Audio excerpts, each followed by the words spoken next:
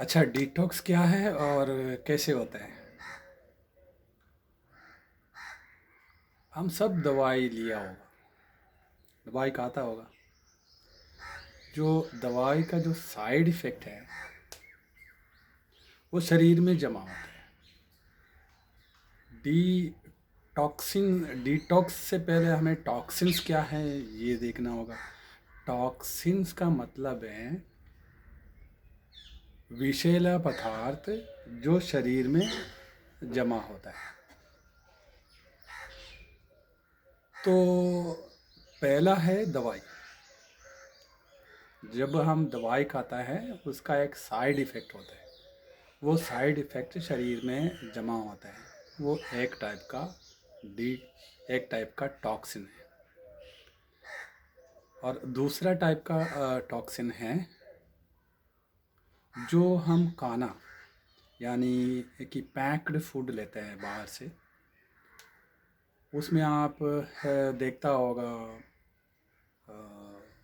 उसका expiry date 6 महीने, 1 साल, 2 साल ऐसे लिखा होगा। और इतने समय तक एक खाना को प्रिजर्व करके रखने के लिए क्या यूज़ करते हैं? प्रिजर्वेटिव यूज़ करते हैं। वो प्रिजर्वेटिव क्या है? केमिकल्स है। वो जैसे हम खाते हैं वो शरीर के अंदर वो केमिकल्स जमा होता है। ये है दूसरे टाइप का टॉक्सिन्स। तीसरे टाइप का टॉक्सिन्स है जो हम विषैले सोच, हमारे अंदर सोच भी ऐसे ऐसे गंदा हो जाते हैं तो उसमें से भी हमारे शरीर के अंदर टॉक्सिन्स आ जाते हैं। अब हमें इसको डिटॉक्सिफिकेशन का मतलब है उस विषैला पदार्थ को शरीर के अंदर से कैसे बाहर फेंक दिया जाए, है ना? तो उसको हमें क्या करना है? सबसे पहले पानी पीना है, खूब पानी पीना है। अच्छे से पानी पियोगे तो क्या होता है कि वो यूरिन के थ्रू, स्टूल्स के थ्रू वो विषैला पदार्थ शरीर से बाहर चले जाते हैं। ये पहला। दूसरा है हम एक्सरसाइज एक्सरसाइज करें। एक्सरसाइज करने से शरीर के अंदर का एक एक मांसपेशियाँ हिलेगा। उसमें से जो शरीर में जमा हुआ है जो टॉक्सिन्स है, विषैला पदार्थ है, वो भी नष्ट हो जाते हैं। और तीसरा है हम फास्टिंग कर सकते हैं। और एक और है हम प्राणायाम वगैरह कर सकते हैं। तो जो फास्टिंग है, आप सोचेंगे कि फास्टिंग से कैसे डिटॉक्स हो सकते हैं। देखो, शरीर के अंदर एनर्जी हमेशा पैदा होता रहता है। हमें अग्नि, वो अग्नि जो भी पेट में खाना आता है उसको पचाते रहता है। यही कार्य है उसका। पेट में जो हम तो हर एक घंटे में खाना खा लेते, खाता पीता रहता है और रात को 10-11 बजे तक ये कंटिन्यू रहता है। तो शरीर में जो अग्नि है वो पेट में जो खाना है वो पचाने के लिए ही इस्तेमाल हो जाता है। मान लो आप फास्टिंग कर लेते हैं।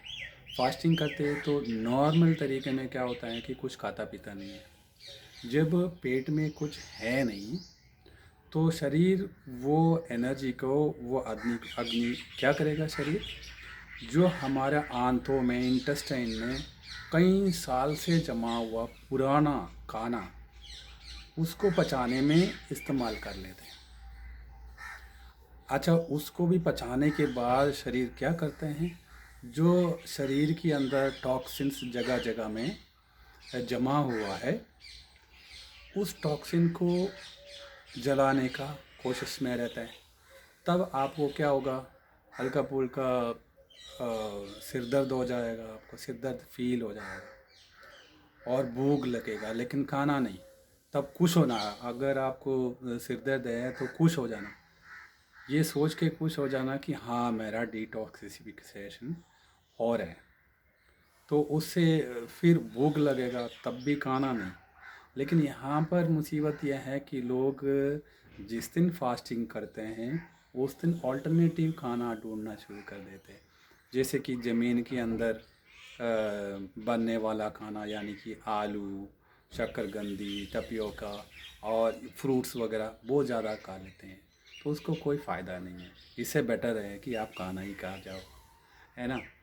दूसरा है कि अगर आप कुछ दिन कंटिन्यूसली अगर फास्टिंग रख लेते हैं, फिर आपका जो जमा हुआ कर्म है, विषैला कर्म, वो भी शरीर पचाने लग जाता है। ठीक है। तो नॉर्मली आप देख सकते हैं कि जो विषैला पदार्थ है, टॉक्सिन्स है, वो शरीर का उस पार्ट में जाके जमा होता है, यानी कि अगर किसी ने कोई एक्सरसाइज ही नहीं करते हैं तो उनका जोड़ों में जाके जमा हो जाता है।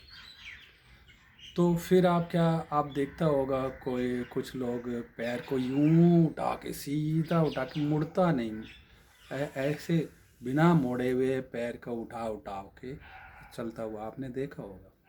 तो उन लोगों को क्या करना है कि शरीर को हिलाना है, अंगों को हिलाना है, और जॉइंट्स को बंद करना है, खोलना है, ऐसे एक्सरसाइज करना है, जिससे वो एनर्जी का फ्लो ठीक से जाएगा। जहाँ एनर्जी टॉक्सिन्स जमा हो जाते हैं वहाँ से एनर्जी ठीक से फ्लो नहीं होता है, फिर दर्द होने लगते हैं, फिर कष्ट आने लगते हैं, फिर बाद में वो इतना ज़्यादा जमा हो जाता है कि कोई ब्लॉकेजेस हो जाते हैं, कोई स्टोन हो जाते हैं, तो फिर शरीर को काटने का अवस्था में पहुंच जाते हैं। इससे बेटर है कि आप संयम जीवन जियो, थोड़ा कम खाया पिया करो, फास्टिंग रखा करो। प्राणायाम से ये होता है कि जब आप प्राणायाम करते हैं तो शरीर का अंदर ही अंदर का उस भाग में, उस ऑर्गन में एनर्जी का फ्लो रहता है, हेवी फ्लो ऑफ एनर्जी। तो उसमें अगर उस एरिया में कहीं व्यायाम मिल जाता है, उस एरिया में अगर कोई भी कर्म जमा है वो भी जल जाते हैं। तो फास्टिंग सही ढंग से किया करो।